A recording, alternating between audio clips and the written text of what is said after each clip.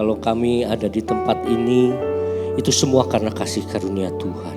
Semua karena pengorbanan Tuhan. Dan biarlah Tuhan, kami tidak menyia-nyiakan pengorbanan-Mu.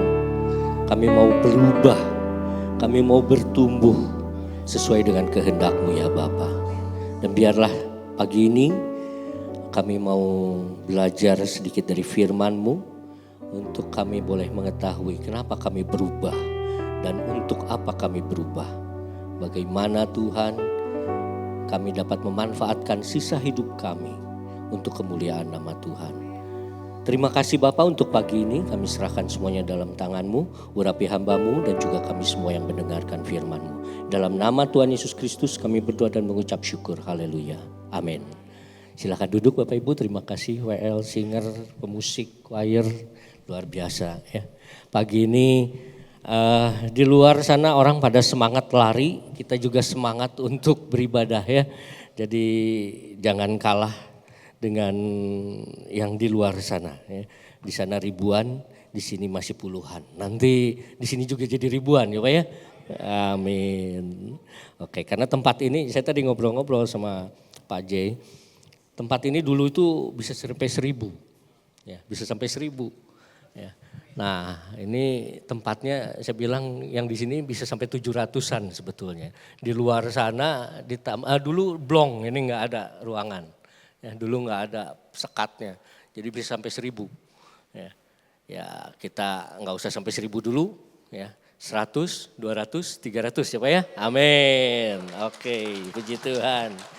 Oke, hari ini sebelum kita mulai saya mau putar satu klip tentang metamorfosis.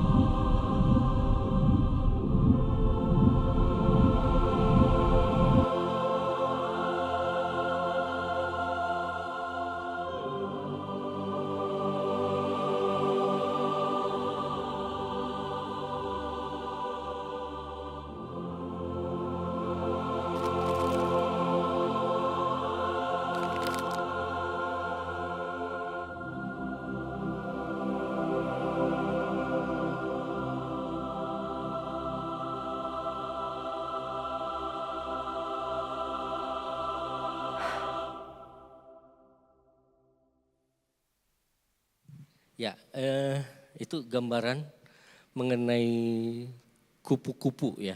Kenapa bisa jadi kupu-kupu? Tapi diawali dari ulat. Ini sebenarnya muter sih, sebenarnya muter. Tapi digambarkan di situ dari ulat dulu ya. Mungkin ada yang senang sama ulat, geli gitu ya. Kelihatannya, waduh jijik malahan ya. Ulat itu mungkin jarang yang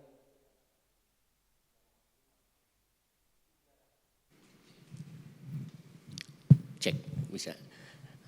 Mungkin jarang yang memelihara ulat ya dibandingin melihara kucing misalnya, anjing ya. Ada juga binatang iguana apa gitu ya. Tapi kayaknya ulat mungkin jarang kali ya. Biasanya pelihara ulat-ulat kecil gitu buat makan burung. Ya. Nah, ini ulat dia mengalami satu perubahan bentuk. Menjadi yang namanya kupu-kupu. Tapi prosesnya itu ternyata juga enggak mudah. Ya. Seekor ulat yang sudah cukup dianggap usianya lah gitu ya. Dia akan melakukan satu proses yang namanya proses metamorfosis. Ya. Jadi kepompong. Dan proses jadi kepompong ini juga mungkin kalau ulat itu menurut penyelidikan tuh enggak ada rasa sakit. Enggak rasa sakit seperti kita, tapi mereka mengalami satu proses sehingga si ulat ini diproses dalam satu kepompong dan itu bisa waktunya sekitar 2 mingguan. Dan waktu 2 minggu selesai itu ada satu rongga di dalam kepompongnya sehingga mereka si ulat-ulat ini yang sudah berubah itu memecahkan ininya kepompongnya sehingga keluarlah si kupu-kupu ya, kupu-kupu. Nah, proses jadi dari ulat jadi kupu-kupu terutama kan kalau kita lihat tadi ada antenanya ya, terus ada sayapnya. Itu bisa dibayangin betapa mungkin kalau kita bisa menjadi ulat itu mungkin sakit sih ya, pasti sakit ya. Tapi katanya sih nggak ada rasa sakit sih kalau memang ulat. Tapi yang pasti ada proses gitu, ada proses yang luar biasa. Dan akhirnya jadilah kupu-kupu yang indah. Nah pada saat jadi kupu-kupu ada yang melihara, ya, ada yang melihara bahkan diawetkan. Ya, kita tahu ada proses pengawetan kupu-kupu dan kadang-kadang ditempel di buku gitu ya atau di dinding atau gimana itu. Nah, memang menarik ya, memang menarik. Nah, proses seperti itulah yang kita akan lihat dalam Alkitab yang dialami oleh Saulus.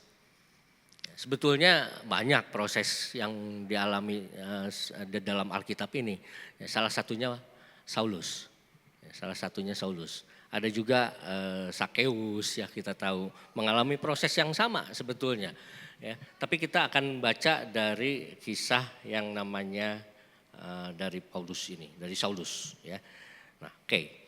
Kita akan baca dari kisah para rasul 9 yang menjelaskan tentang pertobatan Saulus. Ya, Saulus bertobat judulnya. Tapi kita akan baca beberapa ayat saja. Yang pertama dari ayat yang pertama, 9 ayat yang pertama, nanti disusul 18 dan 21. Saya akan bacakan. Kisah para Rasul 9 ayat yang pertama. Sementara itu berkobar-kobar hati Saulus untuk mengancam dan membunuh murid-murid Tuhan. Ia menghadap imam besar. Ini proses waktu jadi ulat nih. Ya, proses waktu jadi ulat. Lalu dilanjut ke 18. Di ayat yang ke-18, dan seketika itu juga seolah-olah selaput gugur dari matanya sehingga ia dapat melihat lagi. Ia bangun lalu dibaptis. Nah ini dia mengalami proses yang namanya kepompong. Ya. Dan di ayat yang ke-21, semua orang yang mendengar hal itu heran dan berkata, bukankah dia ini yang di Yerusalem mau membinasakan barang siapa yang memanggil nama Yesus ini?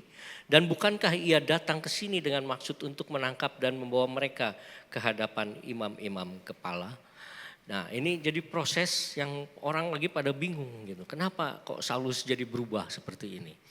Tapi memang luar biasa Bapak Ibu ya saudara sekalian. Jadi proses yang tidak mudah yang dialami oleh Saulus sendiri. Kalau kita baca nanti itu menarik ya, memang seperti proses yang namanya ulat jadi kupu-kupu. Ya, ulat jadi kupu-kupu. Ada 3 hal yang saya dapatkan kenapa Saulus bisa berubah. Yang pertama adalah Saulus berubah karena Tuhan hadir.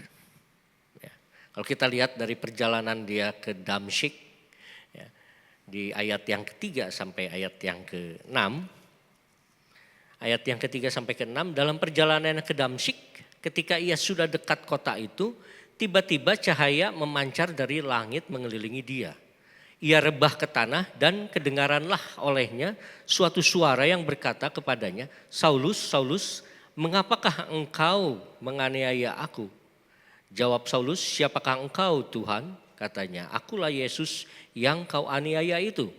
Tetapi bangunlah dan pergilah ke dalam kota, di sana akan dikatakan kepadamu apa yang harus kau perbuat. Kalau kita lihat di sini menarik juga, Saulus betulnya memanggil Tuhan. Ya. Tapi Tuhan di sini berbicara, akulah Yesus yang kau aniaya itu. Jadi memang orang Yahudi ini percaya sama Tuhan sih, tapi nggak percaya Yesus gitu. Ya. Dan pada saatnya itu Yesus memperkenalkan dirinya bahwa dialah Tuhan. Dialah yang dianiaya, walaupun mungkin Saulus itu menganiaya orang-orang yang percaya. Tapi Yesus sendiri berbicara di sini bahwa dia yang teraniaya. Pengikutnya teraniaya, Yesus merasa teraniaya pada saat itu ya, dibilang di sini. Nah, ketika Tuhan hadir dalam hidup kita Bapak Ibu, hati kita juga harusnya berubah. Hati kita harusnya berubah. Atau ada yang belum berubah? Saya percaya sebetulnya begitu Tuhan hadir dalam kehidupan kita, kita semua udah berubah. Sudah berubah. Ya. Saulus yang tadinya membenci pengikut Kristus menjadi mengasihi. Dia bahkan menasehati banyak jemaat. Ya. Baik jemaat yang di Galatia, Korintus, Roma dan lain-lain. Ya. Padahal tadinya benci itu wah luar biasa ya. Bahkan mau nangkap, membunuh, menyiksa. Bisa dibayangin sama kita. Sebegitu kejamnya gitu. Yang namanya Saulus. Kalau kita mundur sedikit itu pada saat Stefanus dirajam. Pada saat Stefanus dirajam, Saulus itu kan ada di situ. Dan orang-orang yang merajam itu meletakkan jubahnya di depan Saulus. Berarti sebegitu dihormatinya Saulus oleh orang-orang. Karena kita tahu memang Saulus itu terpelajar, ya. Dia terpelajar. Dia punya karisma juga. Ya. Dan luar biasa sebetulnya. Jadi banyak pengikutnya juga waktu itu. Tapi tujuannya adalah menangkap, menyiksa, membunuh, dan berlawanan. Kalau kita udah lihat dari pertobatannya itu berlawanan banget. Ya, malah menasehati, ya, malah mengunjungi, malah mengajar kebenaran, berubah. Saat Tuhan hadir, ada perubahan. Enggak langsung memang, karena ada proses. Ya, kalau kita tahu Saulus jadi buta. Saulus jadi buta dan disuruh ke rumah Yudas ya di jalan lurus katanya. Saya juga agak tertarik sama yang namanya jalan lurus. Ya, kenapa Tuhan pas-pasnya bisa nyuruh ke jalan lurus? Ya, karena mau meluruskan ya. Yang namanya Saulus ini mungkin menyimpang jadi diluruskan. Dan saya percaya bukan tanpa tujuan. Bukan tanpa tujuan Yesus meminta ke jalan lurus itu. Dan kalau kita lihat lagi teman-temannya yang barengan sama Saulus ngedengar sih suara Tuhan Yesus, suaranya itu ngedengar. Tapi nggak melihat. Ya, nggak melihat. Teman-temannya kenapa nggak dipilih juga sama Tuhan? Ya, Tuhan itu hadir untuk yang memang dia sudah tentukan juga. Termasuk kita semua yang ada di sini. Kalau kita ada di sini, kita bersyukur. Tuhan hadir dalam kehidupan kita itu bukan sembarangan. Bukan sembarangan, kita udah dipilih sama Tuhan. Banyak orang di luar sana yang mungkin percaya sama Tuhan, tapi tidak mau hadir. Banyak, tapi di sini kita udah hadir, bersyukur. Ya, sama seperti teman-temannya Saulus mendengar, tapi tidak hadir dalam kehidupan nyatanya mereka. Sehingga mereka tidak berubah. Yang berubah hanya Saulus. Dan proses ini adalah semacam proses metamorfosis. Sebuah proses perjumpaan dengan Tuhan yang mengubah jahat menjadi baik.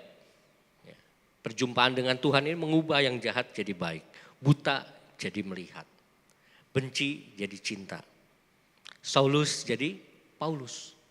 Cuman ganti huruf depannya doang. Tapi efeknya jauh, efeknya dahsyat banget gitu. Cuman ganti satu huruf dari S ke P gitu ya. Tapi luar biasa dahsyat. Atau ada yang mau ganti nama juga? Pak Herbert jadi Perbert misalnya. Nah, ya. Tapi yang pasti gini, perubahan pasti ada saat kita berjumpa dengan Tuhan. Jangan anggap enteng perjumpaan dengan Tuhan. Karena itulah yang mengubah Saulus menjadi Paulus yang radikal. Saulus yang radikal tapi juga jadi Paulus yang radikal. Perjumpaan dengan Tuhan mengubah segalanya. Yang kedua, karena bukan Tuhan hadir saja. Ya. Yang kedua, Saulus bisa berubah karena dia dipenuhi oleh Roh Kudus. Dipenuhi oleh Roh Kudus. Ayat yang ke-17. Lalu pergilah Ananias ke situ Dan masuk ke rumah itu, ia menumpangkan tangannya ke atas Saulus, katanya, "Saulus, saudaraku, Tuhan Yesus yang telah menampakkan diri kepadamu di jalan yang engkau lalui, telah menyuruh aku kepadamu supaya engkau dapat melihat lagi dan penuh dengan Roh Kudus." Bukan cuma sekedar melihat, tapi dipenuhi oleh Roh Kudus. Begitu kita bertemu dengan Tuhan, Tuhan hadir dalam kehidupan kita. Mata kita dicelikan, hati kita dicelikan. Dan yang luar biasanya lagi, hadir Roh Kudus dalam hidup kita. Kalau Bapak, Ibu, Saudara sekalian masih belum merasa, aduh Roh Kudus belum hadir. Sudah hadir sebetulnya, hanya tinggal kitanya yang mau gak memanfaatkan Roh Kudus itu. Menjadi sahabat kita, menjadi teman kita. Ya.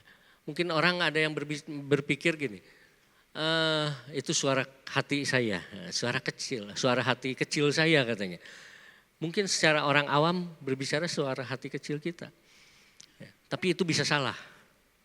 Roh Kudus kalau berbicara gak akan salah. Makanya kita belajar peka dengan Roh Kudus. Ya. Saat Tuhan hadir, Saulus berubah. Saat Roh Kudus memenuhi kehidupan Saulus, pikirannya Saulus juga berubah. Jadi bukan cuma sekedar hati, tapi pikirannya berubah.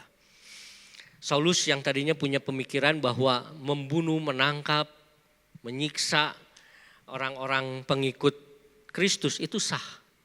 Ya, karena buat mereka pengikut Kristus itu sesat. Ya, sesat, jadi sah buatnya.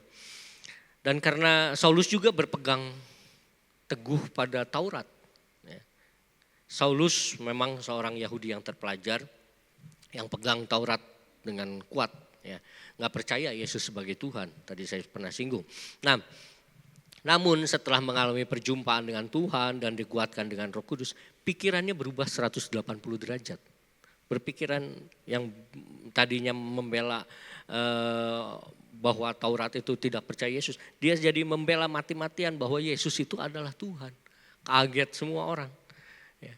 Bahkan dia kalau kita baca seterusnya itu mengorbankan nyawanya pun oke gitu, untuk bersaksi tentang Yesus. Pikirannya tentang Yesus itu berubah sama sekali. Berubah sama sekali, 180 derajat. Gak kepikiran sama kita. Ya. Dan kita juga pernah dengar orang-orang yang berpindah, mereka jadi lebih radikal, bahkan lebih radikal dari kita juga kadang-kadang. Ya, mungkin saudara pernah tahu Yusuf Roni, ya, Pak Yusuf Roni, luar biasa. Dulu radikal juga, ini Saulusnya juga ini. Ya, dulu radikal banget, sekarang juga radikal, tapi radikal dalam Yesus. Ya. Aduh, saya nggak bisa lah kayak Saulus, takut disiksa, takut dikejar-kejar nantinya gitu ya. Di sini sebenarnya tertulis ada Ananias, ada Barnabas. Ya minimal mau jadi Ananias dulu boleh lah. Ya, tapi Ananias itu yang ngedoain Saulus loh. Ya. Jadi jangan sampai kita berpikiran aduh takut atau gimana jadi Saulus yang berubah sedemikian luar biasanya. Tapi kita bisa tetap jadi Saulus. Kita bisa bersaksi kan? Bisa bersaksi. Ada alpha course di kita juga. Ya, bersaksi itu kan gak harus langsung menyampaikan ayat-ayat firman bagi mereka yang gak kenal Tuhan. Bahkan mereka bisa jadi kabur akhirnya. Tapi kita bisa dengan pendekatan-pendekatan khusus. Mengubah pola pikir mereka bahwa Yesus adalah Tuhan. Ya. Mungkin Tuhan pakai kita untuk menghadirkan Tuhan di dalam kehidupan orang-orang yang belum percaya. Kita mengubah pola pikir mereka supaya mereka percaya sama Tuhan. Kita juga sebagai orang yang sudah percaya Tuhan, hati mungkin sudah berubah. Pikiran kita mungkin saat ini masih ragu-ragu, tapi yakin bahwa Tuhan sudah hadir dalam hidup kita, pikiran kita juga berubah. Jangan cuma Kristen KTP Bapak Ibu. Jangan cuma Kristen KTP, tapi benar-benar Kristen yang takut akan Tuhan. Saya ingat cerita beberapa waktu lalu ini kan Pak Julius sakit ya. Saya sempat nengok beliau kemarin waktu dari Pangandaran ada undangan gembala sidang yang di Pangandaran ulang tahun pernikahan. Pulangnya saya sengaja mampir ke rumah Pak Julius. Dan Pak Julius itu biasanya katanya jam 10 sampai jam 12 aja terima kunjungan tuh. Karena mau istirahat.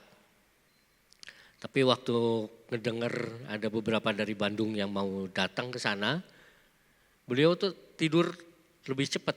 Karena kita datang kemungkinan jam 2. Gimana bisa nggak kalau jam 2? Itu rupanya beliau tidur lebih cepat. Lebih cepat tidur supaya jam siang itu bisa ketemu sama kita dari Bandung. Puji Tuhan. Ya, dan kita ketemu. Oh luar biasa. Dia kesaksian banyak. Tapi ada salah satu lagi, itu kan udah proses sehat ya. Udah proses, sudah sembuh dari sakitnya beberapa waktu lalu. Ya, saya dengar itu beberapa waktu lalu, waktu lagi di rumah sakit. Beliau ini mengigau. Ya. Mengigau. Mungkin ada yang udah dengar juga ceritanya, tapi saya mau saksiin ini benar-benar nih. Lagi mengigau, beliau ini nelepon ke ketua Mulmed. Ya, ke ketua Mulmed kita, nelepon jam berapa? Jam malam, jam 12 malaman, hampir tengah malam lah. Nelepon. Ini yang ketua Mulmed juga kan mungkin udah tidur jadi bingung juga. Mau diangkat, ragu-ragu. Nelepon lagi. Jadi diangkat lagi setengah ngantuk juga mungkin ngejawab juga. Pertanyaan yang didengar adalah mau nanyain PPT, PowerPoint, bahan PowerPoint. Kan bingung nih yang ditanya malam-malam si nih nelpon ngapain gitu ya. PowerPoint nanyain PowerPoint katanya ya. Buat apa Buat khotbah katanya. Nah ini. Itu jam 12 malam tuh kurang lebih nelpon. Nanyain bahan khotbah. Ya. Saya dengar dari Jovi malahan buat khotbah di Cimahi katanya. Padahal nggak ada jadwal khotbah di Cimahi. Ya. Terus udah selesai, oh ya oh ya sambil bingung, ya oke. Udah selesai pembicaraan dengan Pak Julius. Adiknya Pak Rubin yang paling kecil akhirnya telepon. Karena lagi nunggu juga di rumah sakit. Jadi telepon ke Ucok ya, ketua Mulmed kita. Nelpon juga, ngerti gak yang diomongin sama si papi katanya. Ucap, iya sih katanya tadi minta PowerPoint. Tapi kan gak ada jadwal ya besok itu. Gak ada jadwal katanya. Oh katanya, berarti lagi ngaco ini lagi ngigo nih. Nah saudara bisa kebayang ya, maksudnya orang lagi ngigo tetap mikirin pelayanan. Ya. Kalau kita lagi ngigo mikirin apa coba? Ya. Nah coba boleh dipikirin, nanti jangan sampai kita yang ada di pikiran kita tuh bukan hal-hal yang baik. Bisa dibayangin pas lagi ngigo kita keluarnya yang buruk-buruk.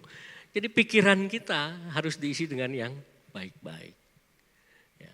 Jadi apa yang ada di pikiran kita ini hati-hati. Ya. Bahkan saya pernah dengar, ada viral lagi dibius. Orang dibius kan juga kadang-kadang suka ngaco ya. Benar ya Pak Albert ya?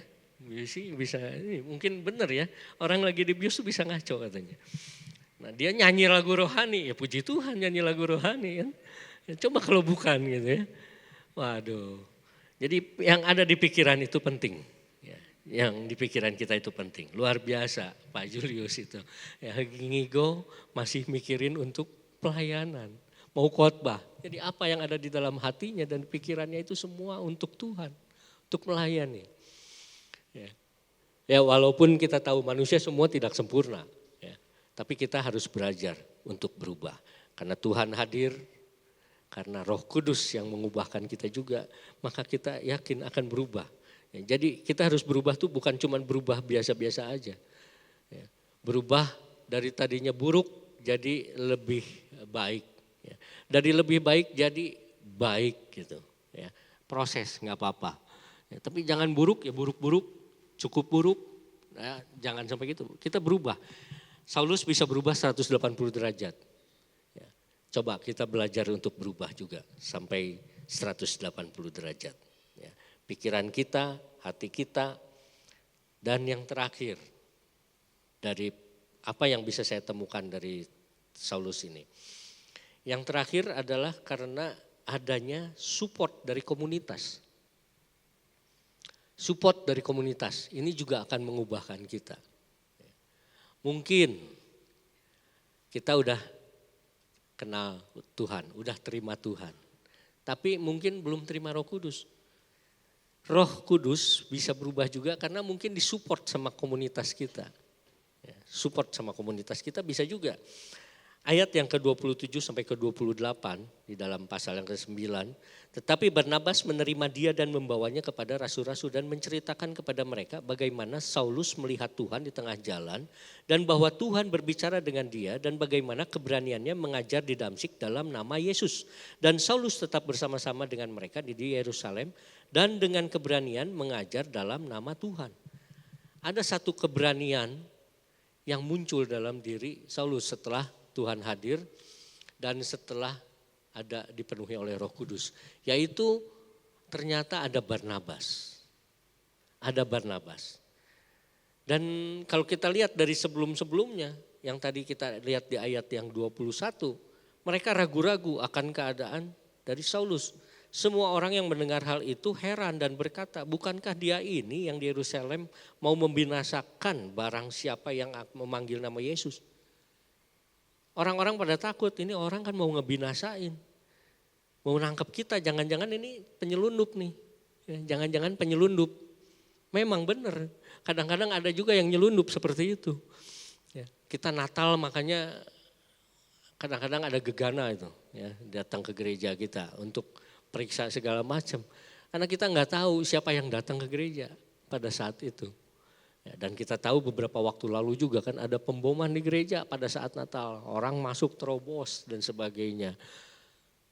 Ya wajar, ya, merasa curiga wajar.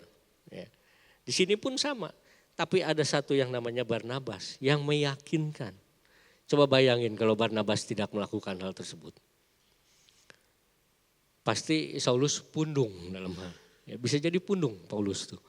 Wah udah mata buta, udah baptis, udah bertobat dan sebagainya. Masih juga ada yang nolak gitu ya. Tapi saya yakin si Paulus gak gitulah. Ya. Dia tetap akan melakukan apa yang menurut dia benar. Makanya kalau kita lihat di sini, dia punya keberanian mengajar dalam nama Tuhan. Dan kalau kita lihat di sampai ayat yang 31 itu luar biasa sekali. Ya. Saulus begitu luar biasa. Dia pantang menyerah. Ya, dia pantang menyerah. Dan ternyata komunitasnya pun pada saat itu sesudah mengetahui keadaan Saulus yang memang sudah berubah, mereka benar-benar nge-support. Bahkan mereka menyelamatkan Saulus, kabur. Ya, waktu saat orang-orang Yahudi mau nangkep Saulus, mau ngebunuh Saulus malahan. Tapi diselamatkan oleh murid-muridnya, ya, teman-temannya dia. Ya. Kalau kita lihat di situ ada pada saat akan ditangkap mereka menyelamatkan, ya, mengeluarkan Saulus ya, di dalam keranjang di ayat yang ke-25. Sungguh pun demikian pada suatu malam murid-muridnya mengambilnya dan menurunkannya dari atas tembok kota dalam sebuah keranjang. Jadi bisa dibayangin kalau nggak ada komunitas yang mensupport dia, Saulus mungkin sudah ditangkap sama orang-orang Yahudi pada saat itu. Tapi pada saat itu luar biasa, Saulus diselamatkan. Itu kenapa bisa berubah? 3 hal tadi. Ya, karena Tuhan hadir, karena dipenuhi oleh Roh Kudus, dan juga karena ada komunitas. Tapi masih belum selesai nih sampai situ, masih ada nih. Ya. Coba kita lihat gambar berikutnya. Nah ini. Yang di dalam kaca sana, di dalam ruangan, itu mereka lagi nge-gym, ya, pakai sepeda statis. Ya. Yang di luar itu ada satu wanita pakai sepeda biasa, ya, lagi ngelihat yang di dalam. Kira-kira nebak apa nih? Ya. Sama-sama mau sehat ini, sama-sama mau sehat. Ya. Tapi bedanya di gaya hidup. Ya. Dan bedanya apa? Yang statis kan gak maju. Yang satu orang ini pakai sepeda yang maju. Ya. Jadi kalau kita mau berubah, mau sama-sama sehat, nggak apa-apa, sama-sama sehat ini. Tapi kita mau cari yang maju dong. Ya, kita mau cari yang maju. Pakai sepeda yang biasa. Jangan kita yang diam di dalam ruangan aja gitu ya. Jangan di dalam ruangan. Di luar sana masih banyak. Ya. Kita juga harus turut terlibat di dalam proses perubahan. Supaya kita juga bertumbuh. Kita bukan cuma sekedar berubah, tapi kita harus bertumbuh. Bertumbuh dengan cara gimana? Mengubahkan orang lain. Ya, kita bisa bertumbuh kalau kita bisa mengubahkan orang lain. Kalau kita nggak bisa mengubahkan orang lain, kita nggak bisa bertumbuh. Jadi bergerak. Ya, jangan statis. Betul sehat, yang di dalam sehat, sama sehat. Ya, gaya hidupnya mungkin lebih modern. Yang di luar bukan artinya nggak modern sebenarnya. Ya, jangan juga pakai sepeda listrik. Ya, tapi ini mungkin bukan sepeda listrik, ini sepeda genjot ya. Oh nggak ada bosehannya sih. Tapi ya percayalah itu sepeda yang digenjot gitu ya. Sepeda genjot. Jadi sehat, belajar untuk maju, ya, bukan statis. Nah supaya kita bisa bertumbuh ternyata perlu tindakan nyata. Tindakan nyata. Seperti yang kita sering dengar lah, khotbah-khotbah selalu berbicara kita harus memuji dan menyembah Tuhan. Iya betul, supaya kita bertumbuh ada tindakan nyata. Apa? Pujian dan penyembahan. Pujian dan penyembahan itu perlu. Ya.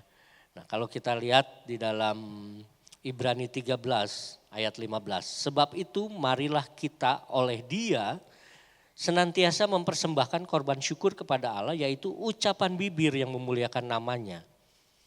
Ucapan bibir memuliakan nama Tuhan dengan ucapan syukur. Kalau kita lihat lagi di Kolose 3 ayat 16. Hendaklah perkataan Kristus diam dengan segala kekayaannya di antara kamu, sehingga kamu dengan segala hikmat mengajar dan menegur seorang akan yang lain, dan sambil menyanyikan mazmur dan puji-pujian dan nyanyian rohani.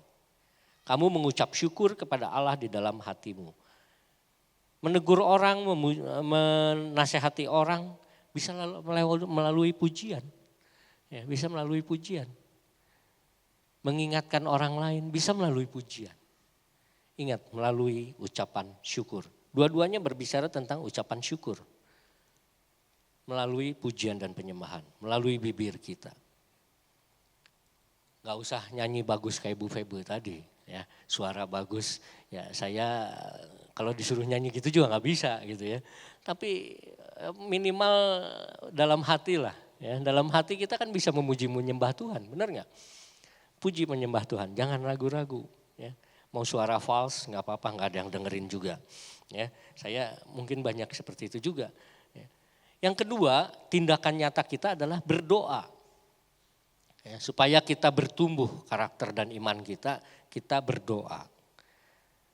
Matius 7 ayat 7, mintalah maka akan diberikan kepadamu, carilah maka kamu akan mendapat, ketoklah maka pintu akan dibukakan bagimu.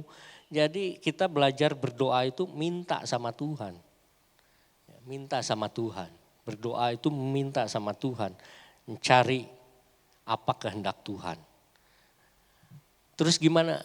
Kalau kita belum dijawab, ketok terus ya, ketok terus. Ketok hati Tuhan. Ya. Tuhan akan memberikan yang sesuai dengan kebutuhan kita. Jadi jangan lupa rajin untuk muji menyembah Tuhan, rajin untuk berdoa, itu yang akan membuat karakter dan iman kita bertumbuh. Ya, tindakan nyata kita yaitu tadi pujian, penyembahan, doa. Yang ketiga persekutuan. Jangan lupa, jangan tinggalkan persekutuan kita. Di dalam ayatnya yang ke Ibrani yang ke-10 ayat 24 sampai 25. Dan marilah kita saling memperhatikan supaya kita saling mendorong dalam kasih dan dalam pekerjaan baik. Sudah kita dalam persekutuan ini kita harus saling mendorong. Ya, saling mendorong. Jangan sampai ada yang kendor kerajinan kita. Ya, tetap bahkan tingkatkan. Jangan cuma segini. Tadi kita bilang mau 100, mau 200. Ya, ayo dorong, semangat. Ya. Semangat. Mungkin ada masalah ekonomi, ada masalah lain-lain, tetap kita ingatkan, saling tetap jangan tinggalkan. Di ayat 25, jangan kita menjauhkan diri dari pertemuan ibadah kita. Seperti dibiasakan oleh beberapa orang.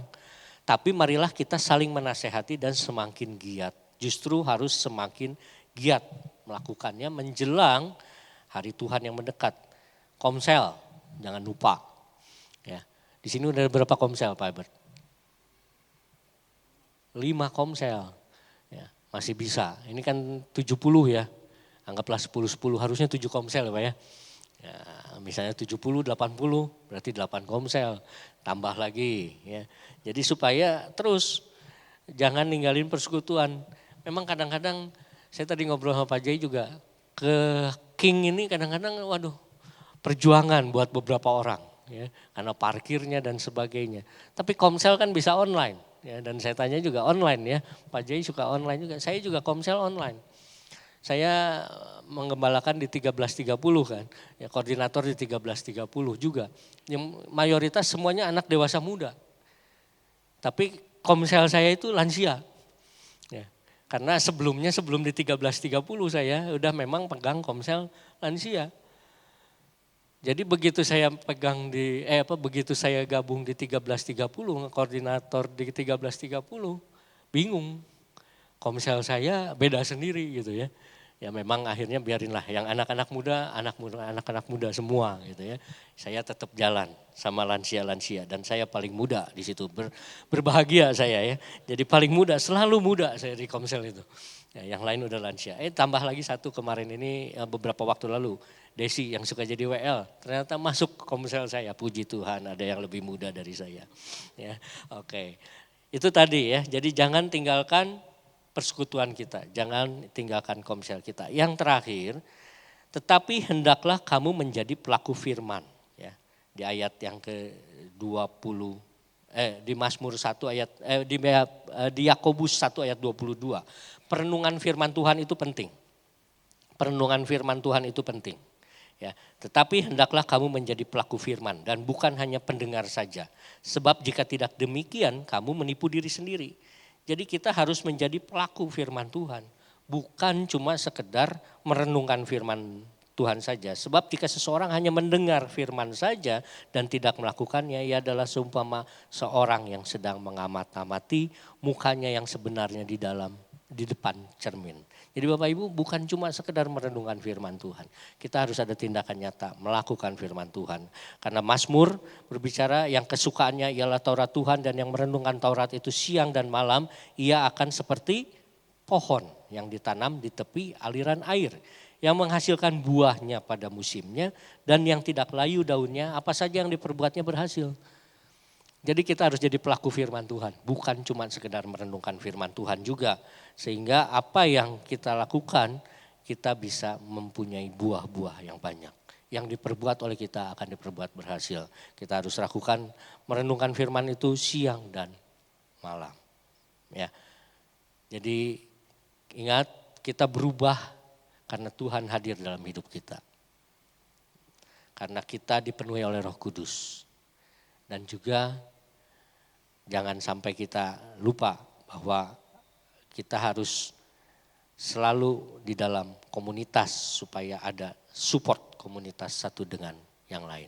Saya undang pemuji untuk naik. Halaman terakhir dari slide.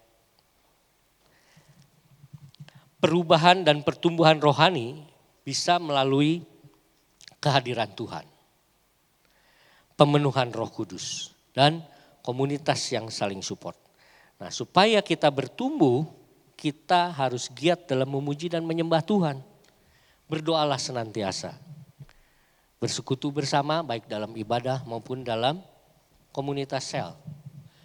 Tapi yang penting juga adalah merenungkan firman Tuhan dan melakukan firman Tuhan. Tuhan Yesus memberkati, biar kiranya firman ini boleh menjadi bekal bagi kita untuk kita selalu bertumbuh di dalam Tuhan. Ya, kita mau nyanyikan satu lagu, Selidikilah Aku. Mari saya undang jemaat untuk bangkit berdiri.